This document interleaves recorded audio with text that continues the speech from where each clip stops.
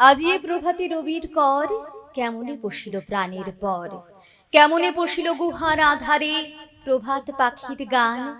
না জানি কেন রে এতদিন পরে জাগিয়া উঠল প্রাণ, জাগিয়া উঠেছে প্রাণ। নমস্কার। সংস্কৃতির অঙ্গনে এই অনুষ্ঠানে আপনাদের সবাইকে স্বাগত। সংস্কৃতির অঙ্গনে এই প্রিয় অনুষ্ঠান নিয়ে আপনাদের সঙ্গে চলে এসেছি আমি শ্রাবণী চট্টোপাধ্যায়। আজকেও আমাদের অনুষ্ঠান সাজানো রয়েছে সংস্কৃতির রং দিয়ে। আজকে আমরা কবিতা শুনবো প্রাণ ভরে মন ভরে। যে কবিতা আপনারা শুনতে চান, যে কবিতা আপনাদের মন ছুঁয়ে যায়, সেই কবিতা নিয়ে আজকে আমাদের সংস্কৃতির অঙ্গনে সাজানো রয়েছে। আমাদের সঙ্গে রয়েছেন বিশিষ্ট কবি এবং সাহিত্যিক, প্রেসিডেন্সি বিশ্ববিদ্যালয়ের অধ্যাপক ডক্টর মুস্তাক আহমেদ। আপনাকে আমাদের এই অনুষ্ঠানে সংস্কৃতির অঙ্গনে নমস্কার। স্বাগত। নমস্কার। ঝুলিতে তো অনেক কবিতা রয়েছে, সেই সঙ্গে মানে এই জায়গা থেকে আমি বলতে চাই যে একের পর এক যখন কবিতা লিখছেন, তখন কোন কবিতা লিখে মনে হচ্ছে যে এই কবিতা লিখে আমি ভীষণভাবে স্যাটিসফাইড? একদম শুরুতেই এমন একটা প্রশ্ন করলেন, আমার মনে পড়ছে বহুদিন আগে একটি প্রত্যন্ত একটি সেই অর্থে প্রান্তিক অঞ্চলে আমি কবিতা পড়তে যাই। কবিতা পড়বার পরে যখন নেমে আসছি, তখন এক ভদ্রলোক এসে আমাকে জড়িয়ে ধরলেন এবং বললেন, জানেন তো, আমরাও চাষ করি, তবে মাঠে। তো অদ্ভুত লাগলো এই শব্দবন্ধ। তখন ফিরে এসেই লিখেছে এমনটা না, বেশ কিছুদিন পরে লিখেছে। মনে হয় যে এটাই হয়তো আমার কবিতা দর্শন। কবিতার নাম ছিল অনুঘটক। আচ্ছা। কবিতা পাঠের শেষে লোকটি হঠাৎ বলে গেল, তোমরা ভালো আছো ভাই, আমরাও চাষ করি মাঠে, তোমরা শব্দের। তারপর যতবার কলম নিয়ে বসি, সাদা কাগজে ভেসে ওঠে তার মুখ, চেয়ে থাকে নির্বিকার। ওর মুখের উপর লিখতে আমার কলম বাঁধে। জানি শব্দ চাষের জমি ওদের চেয়েও উর্বর, অথচ শব্দের বীজ বুনেই আমরা খালাস। কার ঘরে উঠল ফসল তার কি দরকার? অনেকগুলো ভাঙা কলম ড্রয়ারে জমেছে। অবশ্য একটা পাণ্ডুলিপি ছিঁড়িনি এখনো। শব্দের চাষ করি, বীজ নষ্ট করতে পারি এ হাতে। মানে এখনো কাগজ নিয়ে বসলে ওই মুখটাই যেন বারবার ভেসে ওঠে। অসাধারণ।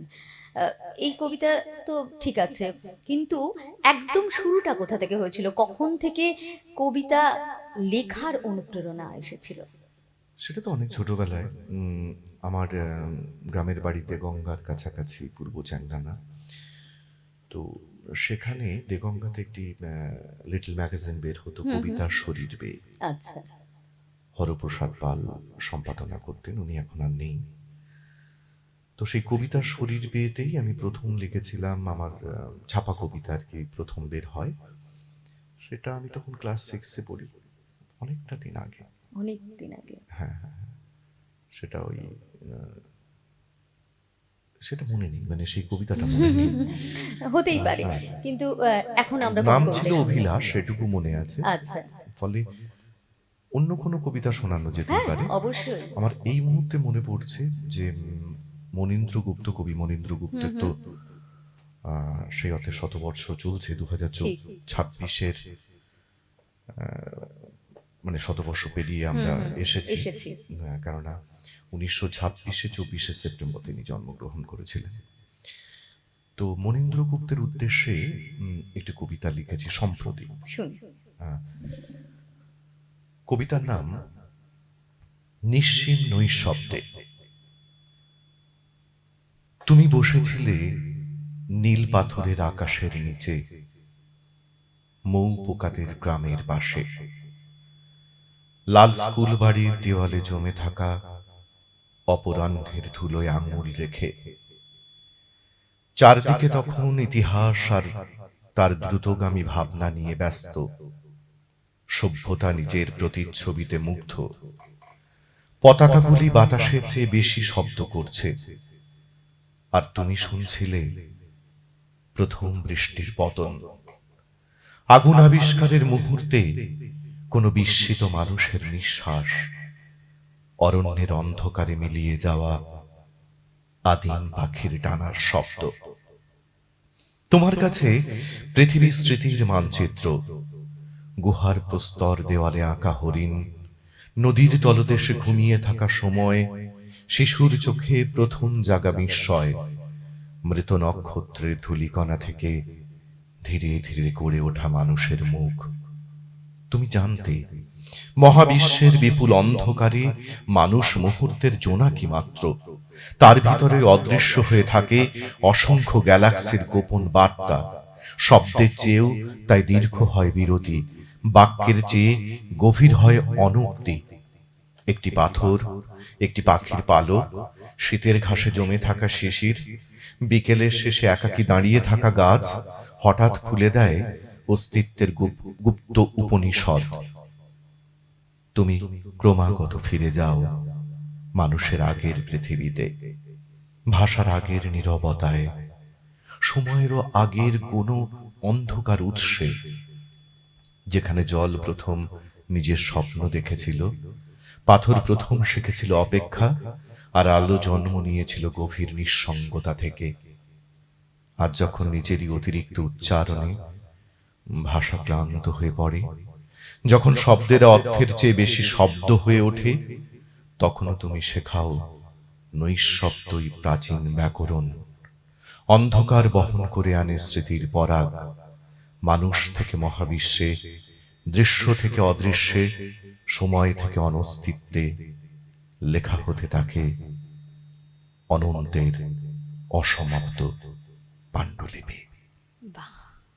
মানে আমি শুনতে শুনতে আমার এটা মনে হচ্ছিল যে কবিরা সবসময় বাচিক শিল্পী হন না, কিন্তু কবি যখন বাচিক শিল্পী হয়ে ওঠেন তখন সেটা একটা অন্য মাত্রায় যে নিয়ে যায়, এই কবিতা শুনতে শুনতে সেটাই আমার মনে হচ্ছিল। এই কবিতা নিয়ে তো দেশ এবং দেশের বাইরেও যেতে হয়েছে। হ্যাঁ, সে তো যেতেই হয়েছে বহুবার। আর মানে ঝুলিতে তো প্রচুর পুরস্কার, একের পর এক মুকুট রয়েছে, সেগুলো কি লেখার ক্ষেত্রে অনেক বেশি অনুপ্রাণিত করে? অবশ্যই, মানে সেটা তো এক ধরনের স্বীকৃতি। মানে লেখাটা কোথাও পৌঁছচ্ছে কিনা হয়তো একটু বোঝা যায়। হুম হুম। তবে নিশ্চয়ই পুরস্কারটা উদ্দেশ্য নয়। পুরস্কারটা কখনো কখনো এলে ভালো লাগে, অনুঘটক হিসেবে কাজ করে। পুরস্কারের পেছনে ছুটলে লেখা জন্মায় কিনা জানি না। লেখা কখনো কখনো হয়তো পুরস্কার পায়, তবে সবচেয়ে বড় পুরস্কার অবশ্যই পাঠক। একদমই তাই। পাঠক কিভাবে গ্রহণ করছেন, আদৌ গ্রহণ করছেন কিনা। তারপরে কোন কবিতা গ্রহণ করবেন, কোন কবিতা গ্রহণ করবেন না, এটারও তো নির্দিষ্ট কোনো মাপকাঠি হয় না, এবং সেভাবে লেখাও যায় না। ঠিক তাই। নতুন কিছু বই কি আমরা দেখতে পারি? মানে আপাতত শেষ যে কাব্যগ্রন্থ বেরিয়েছে সেটি এটি, বৃক্ষ আচ্ছা। আমি ও আমরা। বৃক্ষ আমি ও আমরা, এর থেকে কি কিছু শুনতে পারি? এই নামের যে কবিতাটি সেটাই আমি শোনাতে পারি। সেটাই বৃক্ষ আমি ও আমরা বইটি থেকে শোনাই। কবিতার নামও বৃক্ষ আমি ও আমরা। আচ্ছা। সে বৃক্ষের তলায় অগুন্তি স্বপ্নের সমাবেশ, পথহারা ক্লান্ত পথিক যত জড়ো হয় অনায়াসে। কিভাবে কোন জাদু বলে বৃক্ষ ক্রম পরিধি বাড়ায়, বিপন্ন সময় উষ্ণতা চেনে গলে যায় জমাট কঠিন। চরাচর জুড়ে রং বেরঙের খেলা আঁকি বুকি, কদাচিৎ অভিমানী ঠিক বুঝে নেয় উজ্জ্বল আদল। সারাক্ষণ উত্তাল আলোড়ন ঘিরে থাকে সারাক্ষণ, কতিপয় ভাবনা শাখা প্রশাখায় বেড়ে বেড়ে যায়। বৃক্ষ জানে নিজস্ব স্থবিরতা ছায়াকেও গ্রাস করে। বৃক্ষ জানে শেষ বিন্দু নির্যাস দিয়ে যেতে হবে, এরপরও রাত্রি আঁধার হবে, ঘোর কৃষ্ণ শীতল। এরপরও বৃক্ষ পরিধি বাড়াবে, কচি পাতা অসীম।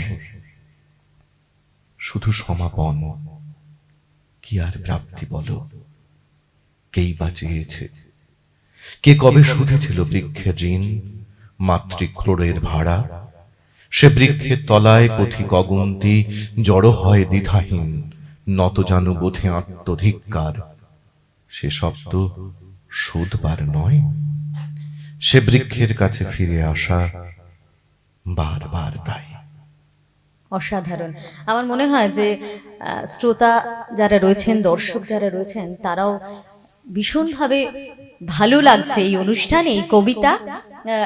আর দর্শকদের উদ্দেশ্যে আরো একবার জানিয়ে দিই যে আপনারা তো জানেনই যে সংস্কৃতির অঙ্গনে এই অনুষ্ঠান আপনারা প্রত্যেক রবিবার সকাল 8:30 এবং রাত 10টায় দেখতে পারেন। অবশ্যই সংস্কৃতির অঙ্গনে আপনাদের কেমন লাগছে আমাদের কিন্তু জানাতে থাকবেন। কবিতায় ফিরি।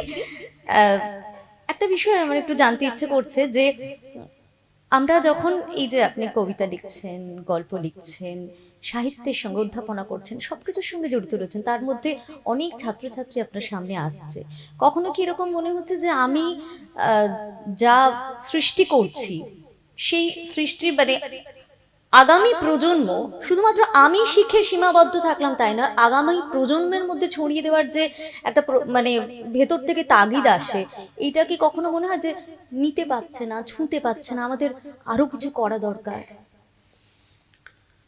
এইটা নিয়ে অনেক তর্ক চলতে পারে, অনেক আলোচনা চলতে পারে। আসলে একজনের বড় হয়ে ওঠা শিক্ষা এবং তার সংস্কৃতির প্রতি ভালোবাসা, এগুলো তার মানসিকতাকে গড়ে তোলে। ঠিক।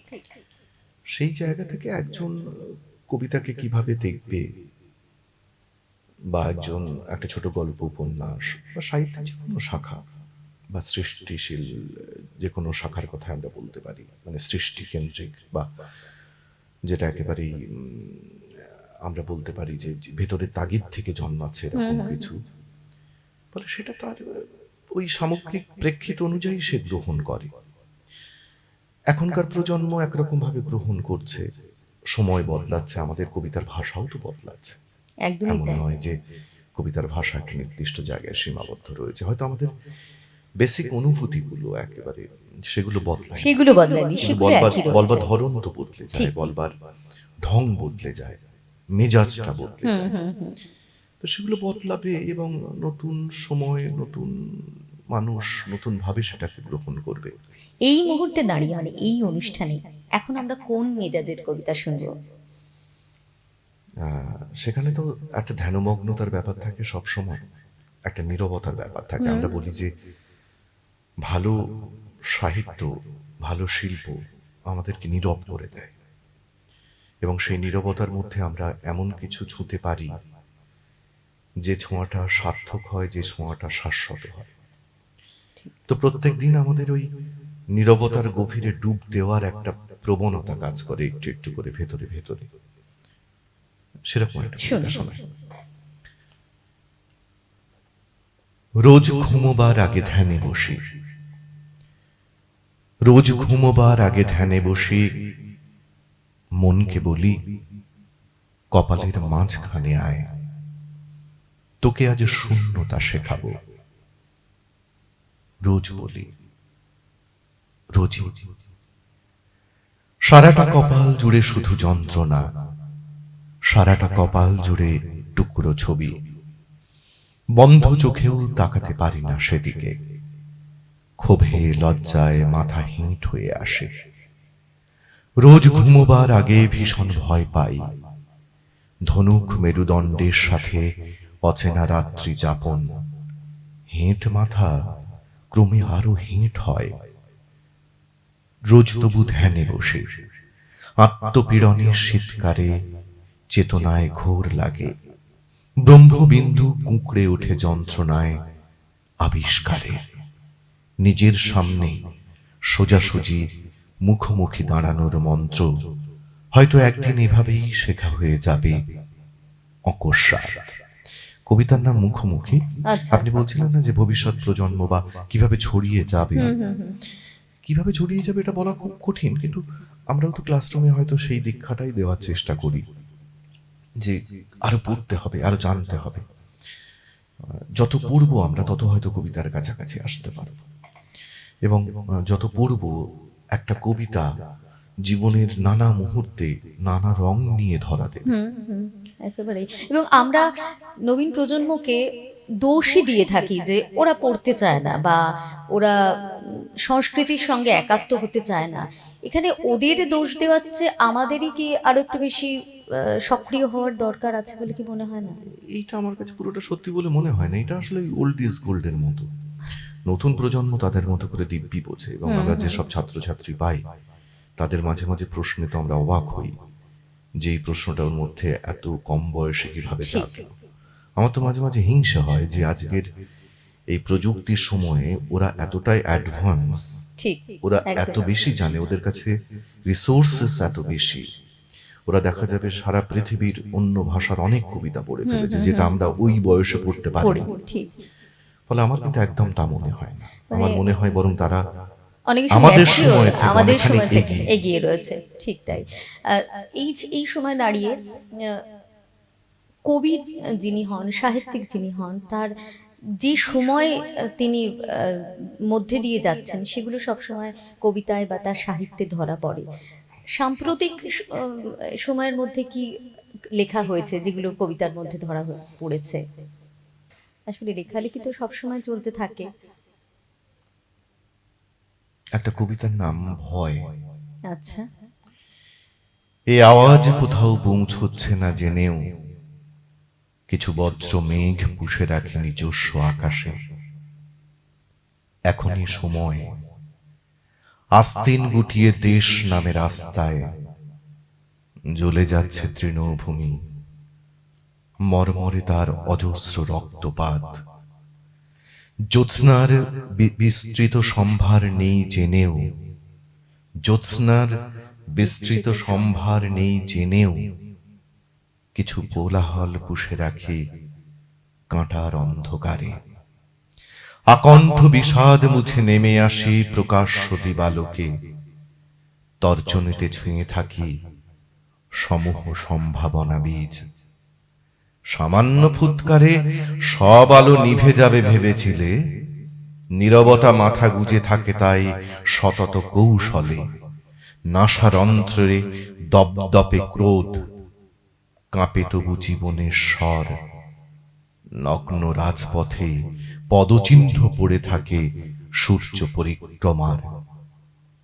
তোমরা ভয় পেয়েছ, বিষাক্ত তীরের মতো বিঁধেছে অবিশ্বাস। এখনই সময়, ভরাট গর্ভে বাজে বারুদের শঙ্খধ্বনি। মানে একটু আগেও আমি বলেছিলাম, এখনো বলতে বাধ্য হতে হচ্ছে আমাকে বারবার। আমি যখন শুনছি মুস্তাক ভাইয়ের এই কণ্ঠস্বর এবং তার স্বরচিত কবিতা, কবি এবং বাচিক শিল্পী যখন একসঙ্গে হয়ে যায়, সত্যি মানে কানের আরাম লাগছে, ভীষণভাবে কানের আরাম লাগছে। এবং আমি জানি যে আমার যে সমস্ত দর্শক বন্ধুরা রয়েছেন, শ্রোতা বন্ধুরা রয়েছেন, তাদেরও কানের আরাম হচ্ছে। মানে এটা কিন্তু একটা মানে আলাদা অ্যাডভান্টেজ বলা যায় যে কবি এবং সেই সঙ্গে এত গমগমে একটা আওয়াজ। আর বারবার শুনছি তো, যে কবিতাগুলো শুনছি নতুন নতুন ভাবে ভালো লাগছে। এই যে ছোটবেলা থেকে কি আবৃত্তির চর্চাও ছিল? তা একটু ছিল। ঠিক ঠিক। তো সেই জন্য এত সুন্দর বলাটা, আসলে গলা ভালো থাকতেই পারে, কিন্তু জানি কবি লিখেছে, কবি জানে সেই জায়গাগুলো ঠিক কিভাবে কিভাবে যেতে হবে, কিন্তু এতটা সুন্দর অ্যাকুরেট ভাবে যাওয়া, এটা সত্যি খুব অসাধারণ, খুব ভালো লাগছে শুনতে। আর কি কবিতা শুনবো? সমসাময়িক প্রেক্ষাপটে যখন কোথাও মনে হয় যে আমার দর্শনটা ঠিক কোন জায়গাটায় ছুঁতে চাইছে, ঠিক তখন কখনো কখনো এরকম কবিতার শরণাপন্ন হই। কবিতার নাম সুপ্রিম পাওয়ার। কক্ষচ্যুত ইলেকট্রনের গল্প পুরনো হয়েছে অনেক দিন। প্রোটনও ভাঙে, বদলায় চেনা হিসেব নিকেশ। ঈশ্বরকণা ছুটে যায় দিক বিদিক। ভর আর শক্তি মিলেমিশে জন্মান স্টিভেন হকিন্স। কনসেন্ট্রেট মাস ও ধোঁয়াশার প্রতিলিপি। নিজেরই শিকড় সন্ধানে থেমে যায়, থমকে দাঁড়ায়। বুকের বাঁদিকে হাত রেখে মেনে নেই সুপ্রিম পাওয়ার। হযরত, তোমাকেও থামতে হয়েছিল একদিন। লাফিং বুদ্ধ তো হেসেছিল হেরে গিয়ে। ব্রহ্মার মুখের মতো চারদিকে ছুটে গেছে দর্শন। সমস্ত ভর ছেনে তুলে আনি শক্তি। আধারের মুখোমুখি নিশ্চুপ দাঁড়াই।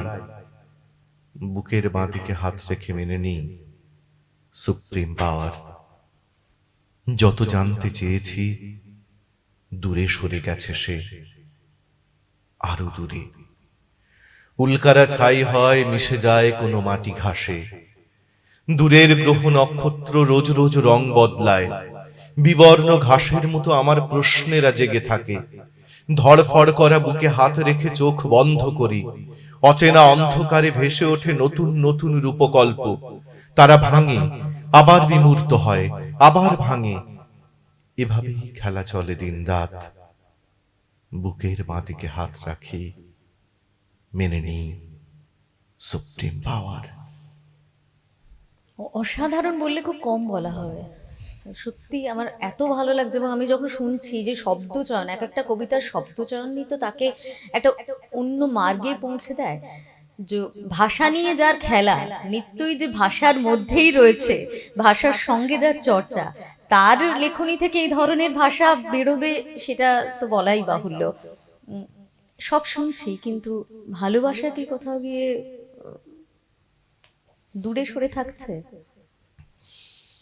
এইটা না একটা ছোটবেলার কবিতা মনে পড়ে গেল। আচ্ছা, ততটা গভীর হবে কিনা বা পরিণত হবে কিনা জানি না। শুনি কবিতা না। ভালোবাসা বললে তো একটু প্রথম দিককার আবেগের কথা বেশি বেশি করে মনে পড়ে। অবশ্যই।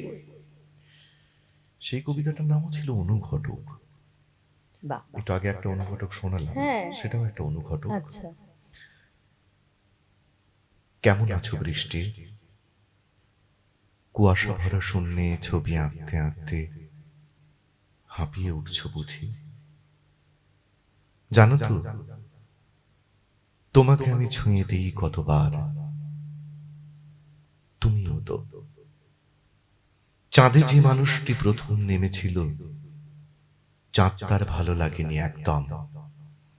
পৃথিবীতে এসে সে যখন আবার চাঁদ দেখল, পড়ে গেল ধন্দে। চাঁদ এসে গেছিল তো। আমার তো মনে হয় সমস্ত সম্পর্কের একটা নিজস্ব দূরত্ব আছে। দূরত্বের সীমা রাখাটাই ভালো। অনেক দূরত্ব অনেক কাছের থেকে ভালো। সম্পর্কের দূরত্ব অবশ্য সেন্টিমিটার কিলোমিটারে হয় না। তোমার আবেগ তরঙ্গের সঙ্গে আমারটার মেশামেশি কতটা হলো অথবা হলো না, তার চুলচেরা হিসাব। হিসাব হিসাবই তো। অঙ্কের ছোট ছোট ফাঁদ। গোড়ায় কোনো ভুল হলে সে অঙ্কের উত্তর মেলে না। বৃষ্টি, গোড়ার ভুলটা খুঁজছিলে জানি একদিন, পাওনি কি এখনো? এখনো আমিও পাইনি।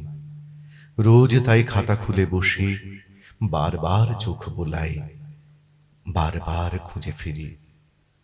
কলম যেখানে ছিঁড়েছে পাতা, অঙ্কটাতেই ভুল থাকে যদি, কি হবে অবিরাম এই লিখে যাওয়া। ভাষা নেই, আমি কি বলবো আমি নিজেই বুঝতে পারছি না। না এত মানে প্রশংসা করতে নেই, না না বেশি বেশি হয়ে যাচ্ছে না, প্রশংসা। একেবারে বেশি হচ্ছে না সেটা, মানে আপনি বুঝতে পারছেন না হয়তো, আমি বুঝতে পারছি। যাই আপনি হোক। ভালো সঞ্চালনা করছেন বলে আমি ভালো বলবার চেষ্টা করছি। না না, খুব সত্যি খুব ভালো লাগছে। আহ, এই জায়গা থেকে আমি বলবো যে একজন কবিকে কবিতা, আমি এখন কবিতা লিখতে বসবো, এই যে সারাক্ষণ আমাকে কবিতা লিখতে হবে, এটা কখন চালিত করে? আমার কবিতা লেখা হচ্ছে না, এরকম কি হয়? আমাকে বসতে হবে। আমি বেশ কয়েকদিন কবিতা নিয়ে বসিনি। এখানে দুটো তিনটে বিষয় আছে। আমার প্রথমত মনে হয় যে জোর করে কবিতা লেখা আসে যায় না, না, আসে ঠিক। না। আবার এমনও নয় যে একেবারে ওই স্বতঃস্ফূর্ত আবেগ আসছে, বসলাম, বাক্যের পর বাক্য জন্মালো। এটাও এক ধরনের প্র্যাকটিস, একটা অভ্যাসের মধ্য দিয়ে যেতে হয়। কিন্তু মাঝে মাঝে এমন হয় যে বেশ কিছুদিন হলো কোনো কবিতা লিখতে পারছি না। হুম হুম। রোজ হয়তো কলম নিয়ে বসছি, যে বাক্যটা লিখছি পছন্দ হচ্ছে না, বারবার কাটছি, আবার নতুন শব্দ বসাচ্ছি, বা কখনো ধূর্ছাই বলে উঠে যাচ্ছে, আবার কখনো কখনো এক ঝটকায় হয়তো বেশ কয়েকটি কবিতা চলে এলো।